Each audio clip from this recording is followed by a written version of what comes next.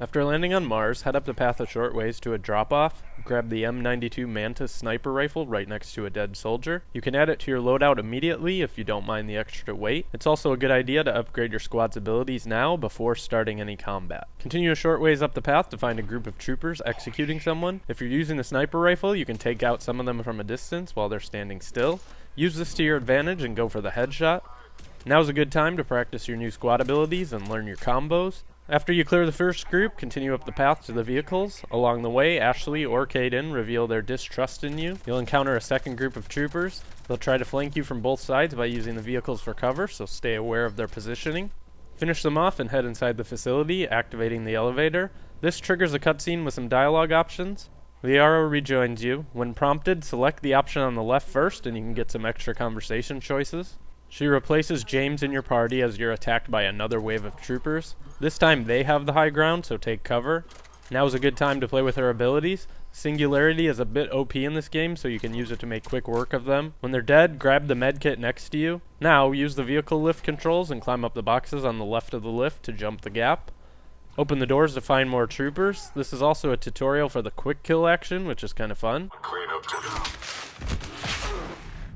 Clear them out and move on to the next room. There's several items here. Grab the data pad on the seats for some experience. Then in the security room, grab the gauntlets when you first walk in. Past that is the M4 Shuriken SMG on the floor, which Liara can also use too. Next to that is a med kit. Now activate the security console to open up the way forward. Continue on outside and grab the chestplate upgrade before climbing up the ladder. Once you climb the ladder, you can't go back down.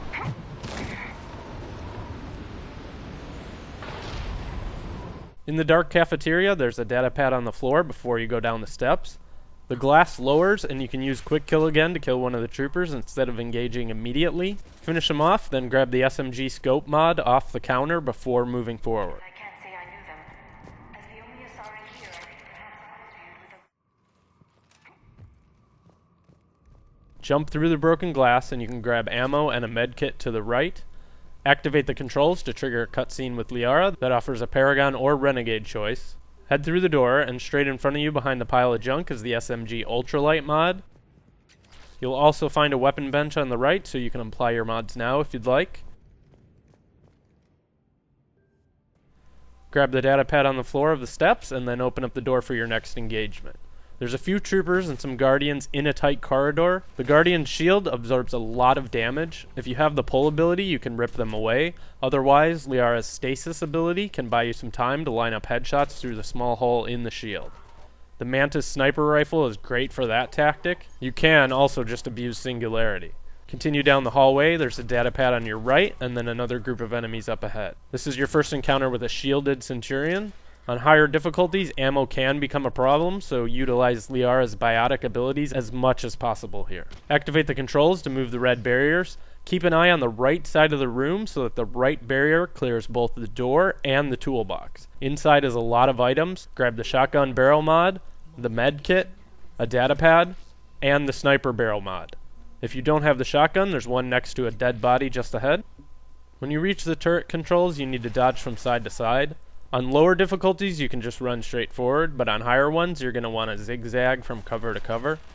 In the room past the turret, you'll fight more troopers and shielded Centurions. After finishing them off, grab the medkit on the right side of the console.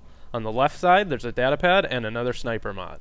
Activate the controls to trigger another cutscene with more dialogue options. You'll have a little bit of time to get in position before a tram full of enemies arrives, so take cover, position your squad, and brace yourself. There's several troopers and shielded Centurions that rush you, plus a few guardians that will hang back in the tram. Take your time and mind your ammo, using biotics when you can, if you don't let Liara die like this fail here. Once they're dead, activate the tram controls to start crossing. You'll have to fight another group of enemies in very close quarters. Kill them and jump across to the other tram car. Activate the controls and continue moving forward.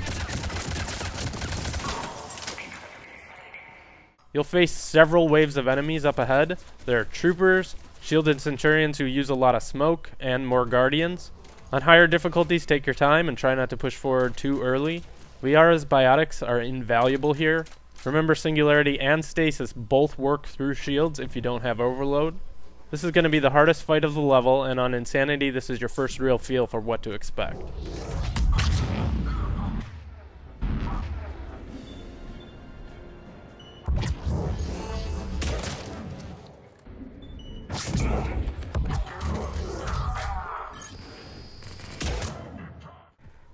Once you've cleared them out, grab the M15 Vindicator assault rifle, the shotgun shredder mod, and the medical station before opening the door.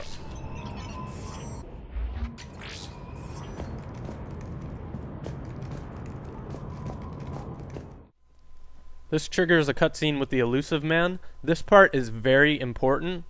Select You're Wasting Time as your first response, which will unlock another Paragon or Renegade response depending on how much you've accrued. It doesn't matter which one you pick, but if you pick one of the default responses instead, you're going to be denied another option later in the game. When the cutscene ends, you'll earn Paragon or Renegade points and begin chasing Dr. Eva. Don't bother to shoot her or use any abilities on her, as they won't do anything. Just keep up with her.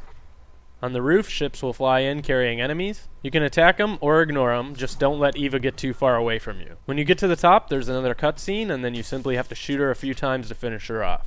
This ends the mission, which unlocks the Bringer of War achievement or trophy. If you have any other tips, leave them in the comments. I hope this helps you. Thanks for watching.